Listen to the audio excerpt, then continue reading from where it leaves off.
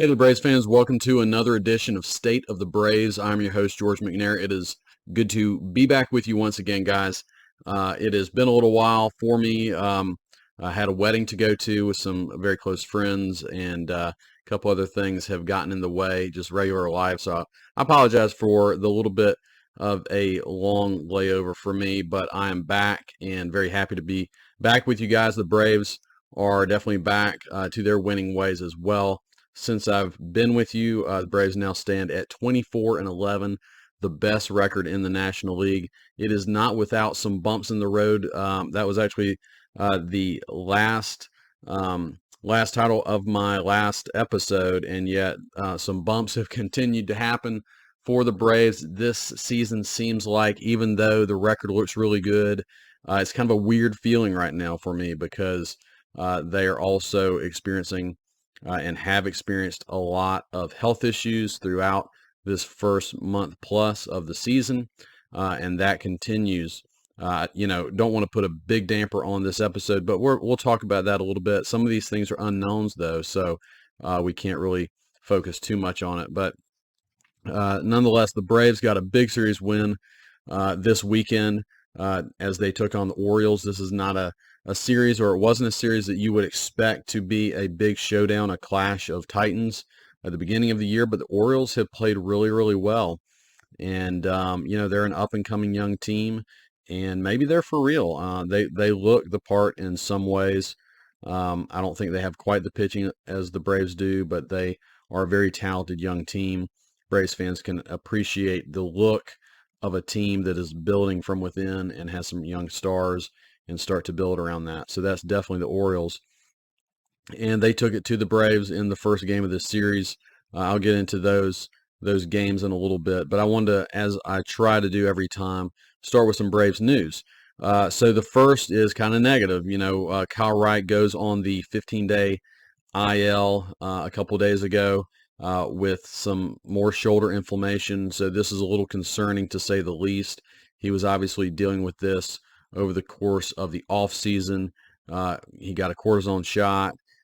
They were very slow in bringing him up into the regular season. He didn't start with the team on opening day, and he was, seemed to be pretty good into his first few starts, and then he has to leave early into his last start and then placed on the IL. So anything shoulder related, you definitely get nervous about, especially with this being an issue that they already tried to address. And obviously, whatever was going on, it's not totally healed. So you hope that this will not be a long-term thing, but we've experienced Wright and Iglesias on the IL for fairly long periods of time with shoulder stuff. I would not expect this to be a short-term thing. I just hope that it's something that can be resolved within this season, and we see Kyle Wright again somewhat soon, but I don't know that it's going to be very soon. So we'll have to wait and see on Kyle Wright. Obviously, it will put pressure on the Braves' depth at starting pitcher. I think the Braves are in much better shape than most teams would be in that scenario. But as we'll get into here in a second, they might be tested even more. So the Braves are at a little bit of a tenuous position right now in terms of their starting pitching. The good news, however, is while Wright was going on the IL, Raisel Iglesias is coming off of the IL finally, and he made his debut against the Orioles in this series, and he looks really good. Just absolutely no issues. He got the save in Game 2 of that series. He came back in today's game, Sunday's game, and pitched a really smooth and pretty important inning as well. So it is great to have him back. I think that is a huge key for the Braves, who started the season, the bullpen looking really good, even without Iglesias, and then these last couple weeks has not been good.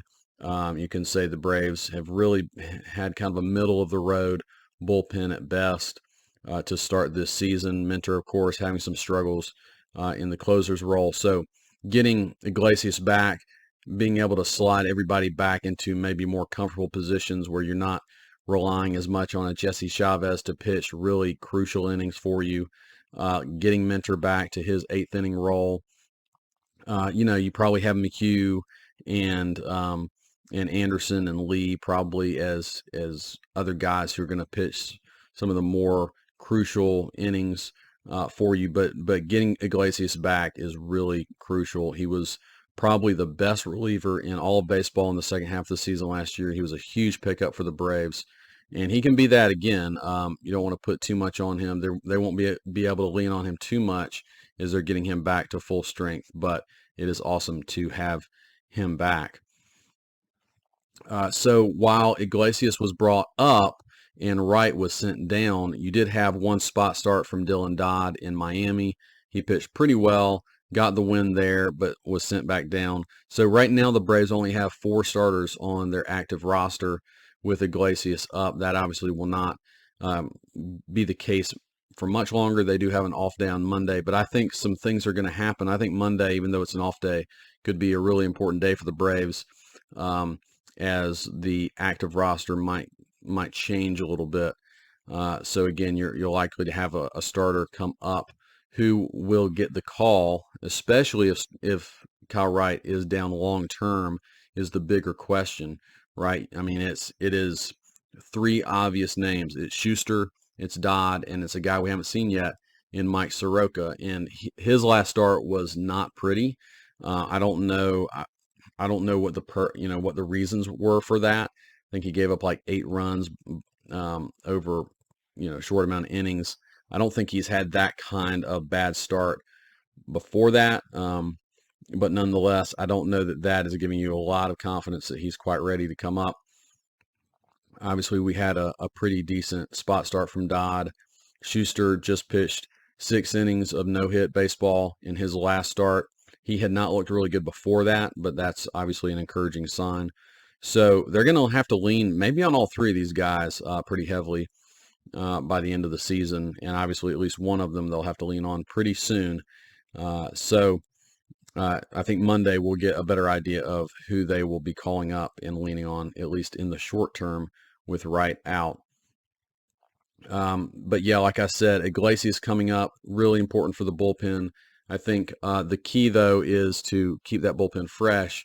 And so whoever you're bringing up as a starter really needs to do well. Now, the other part of this that is a little strange, Max Fried did not have a great start in game 1 of the Orioles series. It was actually going pretty well for him until it all fell apart late. And yet he was getting some hard hit balls late. And then after the game, reports were that, his place in the starting rotation for Wednesday, his normal start, had turned to be announced situation. And so that's a little concerning. We don't really know why. He was not taken out of the game for an injury, but the Braves seem pretty hush-hush on what's going on with Fried. So that makes me very nervous. I was not able to watch that game. Like I said, I was away at a wedding, and so that was particularly the game I wasn't able to see much of. Listened to a little bit of it on radio, but just looking at some of the highlights late when Fried came out, maybe the fastball velocity was down a little bit, but he looked good through most of that game. So nonetheless, just the reports coming out, it's making me nervous as to something might be going on with him. Maybe it's physical, maybe it's mental, maybe it's something else that we don't know about. So again, I think tomorrow, Monday, we could be hearing some news on Fried and who will make that start on Wednesday. Obviously, if he's hurt, we're going to get some news on that. At least by Wednesday, we'll know something. So cross your fingers on that one. Obviously, an injured Max Fried and an injured Kyle Wright at the same time would be a really bad situation for the Braves. And we'll just hope that that's not the case. A couple other things that happened this week. Braden Shoemake made his debut. He was called up, and so some real interesting shortstop switching going on in the Braves organization right now. So Shoemake was called up. He made his debut during the Orioles series. Then just, I think today, Sunday, Grissom was optioned back down to AAA while Orlando Arcia made his return. So it was cool to see Arcia back. I mean, if you've been watching Grissom, it's no secret that he's been struggling defensively.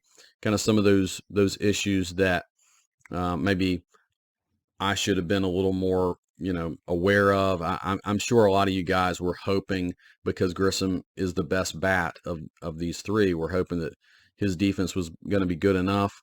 But he's definitely had some struggles since he was called up. Um, so it looks like the Braves are very happy for Arcia to return, and then they're going to be happy with Shoemake as a backup option, at least in the meantime. We'll see moving forward what happens to Grissom. Will he start getting some outfield looks in AAA? I've been wondering that for a while. Obviously, they love his bat. He didn't show a lot of power while he was up in the big leagues. A lot of singles and kind of an interesting. He started struggling with the bat too late. So I think that was kind of the writing on the wall for him. But obviously, the Braves are not giving up on Vaughn Grissom. I still like him a lot. It's just important to remember how young of a player he is. He is not a finished product. So hopefully to see him back somewhat soon. But Arcia is back.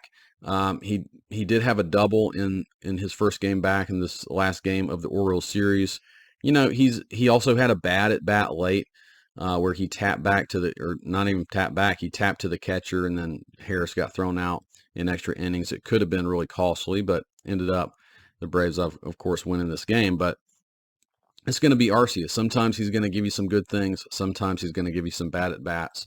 But he did also make a really good defensive play in today's game. So that's kind of exactly what you expect from Arcia. But nonetheless, it looks like Arcia is back as the starting shortstop for the Braves, and Shoemake's going to be the backup, and Grissom's down in AAA, hopefully getting better. And, it'll be very interesting to see where he slots in long term in terms of his position. Acuna and Harris both had some injury scares this week. Acuna gets ripped in the upper shoulder area in the last game of the New York series, and then he came back. I don't think actually he even missed a game, and he's looked just fine ever since. But that was a little bit of a scary thing. He did have to come out in the very first inning of that game, so that happened. And then Michael Harris had a really scary knee situation go on in the Miami series, and again, he's popped back. He's wearing a knee brace now, but he looks good. He obviously had the game-winning hit today, and actually, I think his at-bats, he had not had a hit until that game-winning hit today, but I thought his at-bats generally looked a lot better, staying on the ball more. We know that he has tremendous power to the opposite field, and just getting him going. It's amazing to me that the Braves are 24-11 and have gotten very little from Michael Harris this year. It's really encouraging in a lot of ways that the Braves have been able to win during this time period of so much injury and upheaval with a lot of different things going on. I mean, guys, Michael Harris could, for the next 2 or 3 months, be one of the best players in Major League Baseball if he just, hits his stride. And let's not forget how talented he is. He's just had a really tough, weird start to his season with injury. But I'm really hoping that he gets it going soon. And I think being a part of this win, getting the game-winning hit, okay, yeah, now he can really start feeling a little more relaxed and confident up at the plate. Another good bit of news going on is Travis d'Arnaud. He's been out for so long. If you know much about concussions, it's just nothing to mess around with. This was his 4th concussion, and every concussion is different. You're going to have different symptoms going on, and basically every time they were ramping up activity with d'Arnaud, it's after the fact that you want to see, is he having any symptoms, blurred vision or headaches or that sort of thing. And he was. Obviously, he was enough for them to not be comfortable putting him out fully in a game. And this is, of course, next level concern with a catcher, because you're constantly in danger of contacting the head, a foul ball to the mask or a follow through of the bat to the top of the helmet. That sort of thing happens all the time with catchers, as we know. So he's got to be good to go.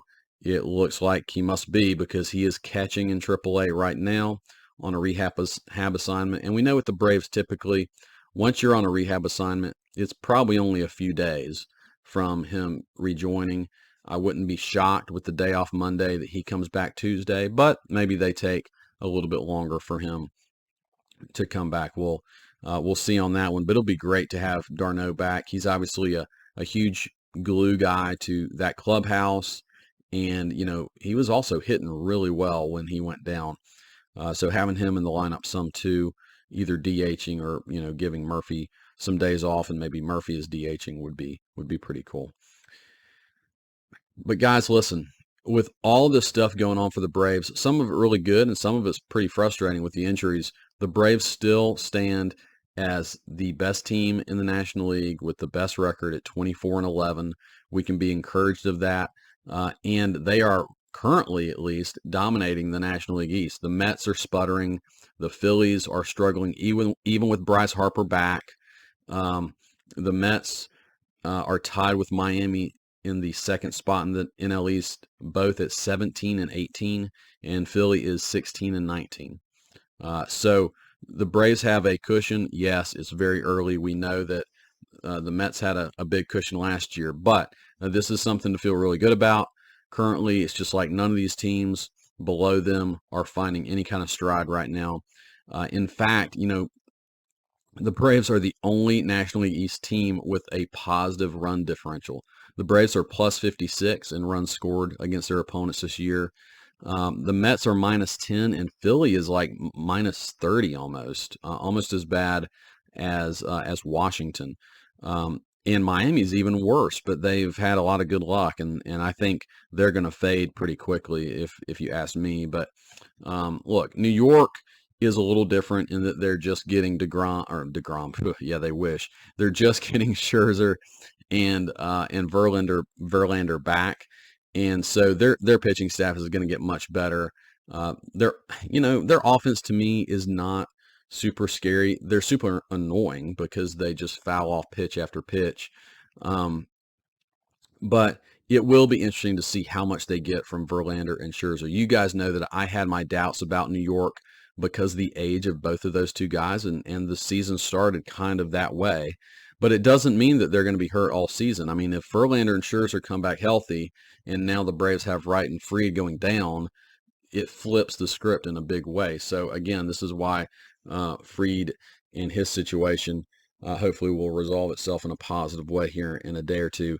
But again, it does make me nervous, and we know that the season is very far from over. We're not going to make the same mistake that a lot of Mets fans and Mets commentators made last year on that one.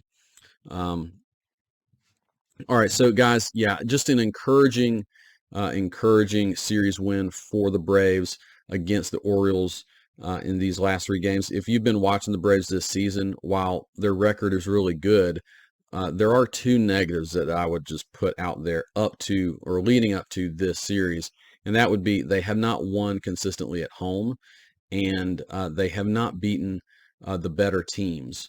They struggled against the Padres. They got swept against the Astros, and then here you have an Orioles team that's been one of the best teams in the AL coming into Atlanta. Well, the Braves take the series 2-1, and that's a very good thing. It's, I think, just another kind of psychological thing that I think is important in baseball. I think it is important that the Braves are winning games at home with their fans going nuts. And the Braves won a day game, which they've struggled with weirdly over the last two seasons. So this was actually a morning game, this Sunday game, so which is a little annoying, by the way. I don't know if you were able to catch it. If you didn't have Peacock, which thankfully I do, but if you did not have Peacock, you weren't able to watch this last game. I just don't know why baseball is doing this with all the streaming options. It's pretty frustrating if you ask me, but nonetheless, very good win. I'm going to go mostly into game 3 in the recap of this series, simply because, like I said, guys, I was out of town, did not get to catch the full games of game 1 or game 2. But looking back, actually, before this Orioles series, really quickly, the Marlins series, the Braves sweep the Marlins, which, while you say they should, I mean, they have beaten Sandy Alcantara in back-to-back of his starts against them. That's really good stuff. But the biggest news in the Marlins series was Marcell Ozuna came to life suddenly. And I mean suddenly. He's going from an .070 batting average and doing nothing and getting booed every time up to hitting. I think he hit 4 home runs in that series, something like that. I mean, he went crazy, including a grand slam and several other hits. I mean, it's just like he came to life. He hit another home run in the Orioles series. It looks like he's come back to earth a little bit since then, but he does look better generally at the plate, and Snitker's giving him at bats because he's hitting the ball. So we'll see how long that lasts. I mean, you guys, it's well documented. I'm no huge fan of Marcell Ozuna, but if he's going to be in the lineup, I mean, it's good when he's hitting, and he does have the ability in hot streaks to carry a team. That is one thing I will say. He just hasn't had many hot streaks over the last 2 years. So hopefully he will stay on that. But anyways, getting back to the Orioles series, game 1, unfortunately, things fell apart for the Braves late. They weren't getting much offensively in this game. And Max Fried threw 2 balls away, which is just very odd for him. 2 kind of different situations on those 2 throwing errors, but nonetheless, he had that situation going on. He gets knocked out of the game. It's a bases loaded situation. And Joe Jimenez comes in, which he has been struggling, unfortunately, for the Braves bullpen. He comes in and gives up a grand slam to Anthony Santander, and that was kind of that. That made the game 8-1 late. I will say, though, huge shout out to Sean Murphy. Hits a 3-run homer in the 8th inning. Sean Murphy, guys, I'm going to talk about him a little bit more, but just awesome work from him from behind the plate and at the plate. Game 2 against the Orioles, it was a great comeback win. You know, after just a stinker of a game 1, you know, I'm following them on the radio, and you know, I'm not feeling too good because you know, the back-to-back losses. It's just kind of, at this point in the season, as good as they've been, again, like I said, against the better teams, they just haven't shown up, especially at home. And then Kevin Pillar comes to plate, and in the 8th inning, he hits a 2-run homer to put the Braves up.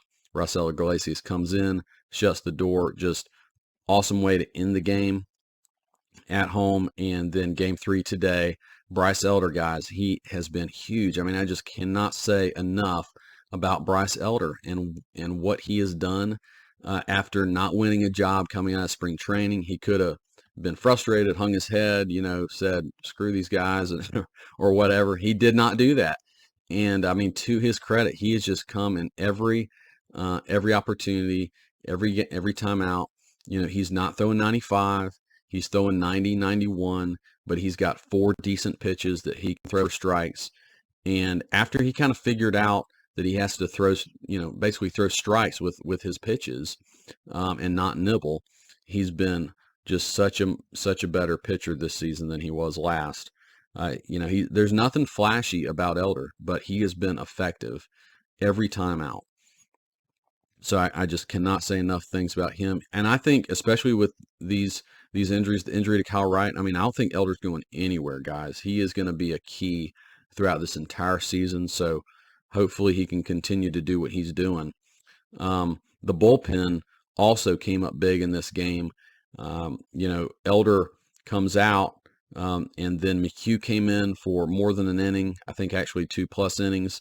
And he had a great outing. Remember, he's coming back from his shoulder injury too. And then Iglesias comes in, pitches a clean inning. And unfortunately, the Braves have to go into extra innings. They're down, in extra innings. They bring in Chavez, who has not been as good lately.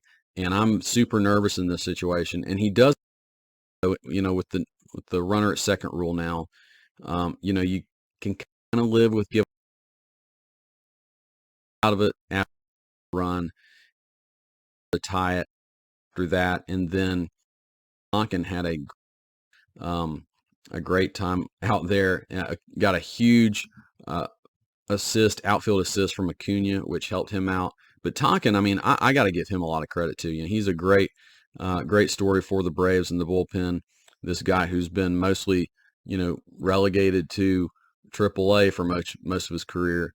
he's been really big for the Braves, and he was big in this one too. He was super pumped on the mound, which I really appreciate. Those guys, those those bullpen guys who get really fired up. He was, and after that throw from Acuna, he should have been fired up. It was an awesome one. If you haven't seen that, go check that one out on the highlight reel. Um, so anyways, the Braves are able to win it in the 11th. Michael Harris comes up, hits one to the gap. And like I said, guys, I'm really encouraged by all of his at-bats today. He had a couple where you could just tell he just missed. He hit one to the wall where the guy almost, I mean, I think he kind of had a mini hop to catch that ball. So he was about 2 feet away from a home run earlier in the game. And then this one wasn't just in the gap, it was to the wall, hit at the base of the wall. And so, yeah, I think Harris is really starting to look better, and I'm encouraged by that for sure. Getting Harris back is going to be really big for the Braves. And I just feel generally better about this offense right now, right? Harris, Albies has been really good. I got to mention that. He had an awesome series against the Marlins, and he really continued it against the Orioles. Like I said, Ozuna has kind of come to life. Rosario's looked a lot better. You're getting some hits from Pilar and some of these other guys. So this is super great. I mean, we know that this team is really capable offensively. In baseball, you're never going to have all 8 or 9 guys going good at the same time.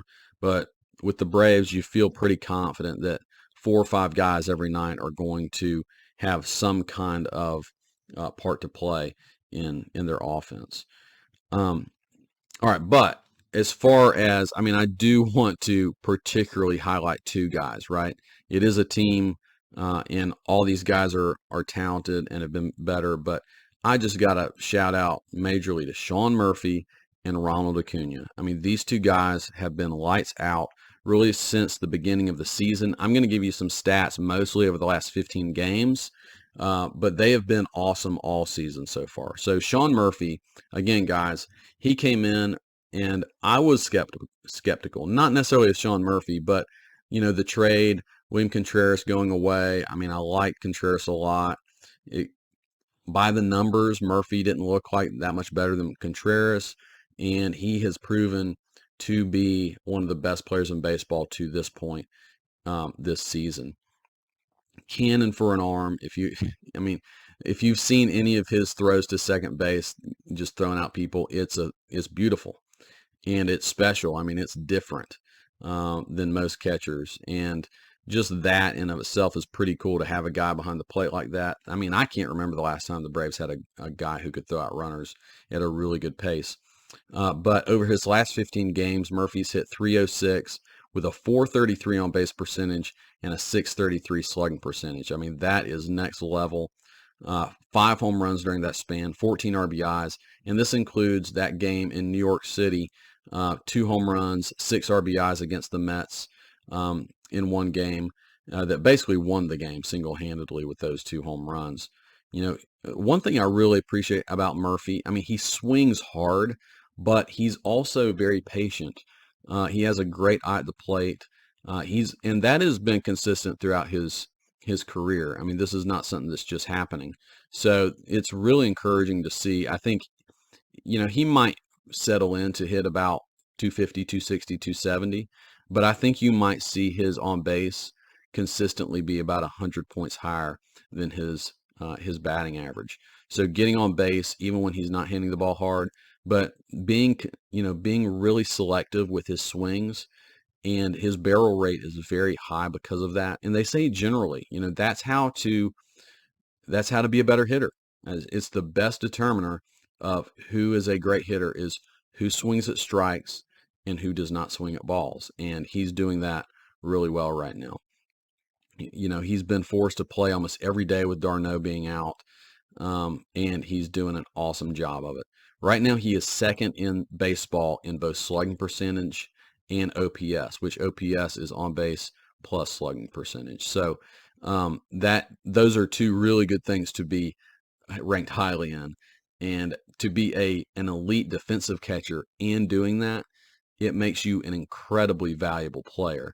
And that is showing in the fact that as of right now, Sean Murphy leads baseball in WAR. across all baseball. He leads. He's number one, guys. That's by Fangraphs. Fangraphs WAR, he's at 2.3 WAR already this season. And again, we're just over a month into the season. That's a crazy number to already be at 2.3.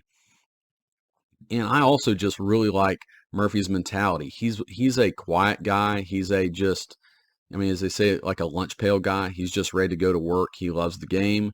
He's kind of quiet, but he's been consistently really good so far. He might go into some slumps, and he hasn't been around the Braves enough yet maybe to see that. But you just also wonder, being in Oakland for as long as he was, on bad teams, and especially last year with like no one else hitting in front of him or behind him, he was kind of the guy. And just how much that tamped down his numbers offensively. He's got to be just super hyped to be with the Braves, playing meaningful games, and he's definitely showing a lot right now behind the plate for the Braves. And then, like I said, Ronald Acuna, guys, we just got to continue to appreciate Acuna. I think we all forgot a little bit about how awesome this guy was last year. He's out for the second half of 2021, but we really didn't see the true Ronald Acuna in 2022.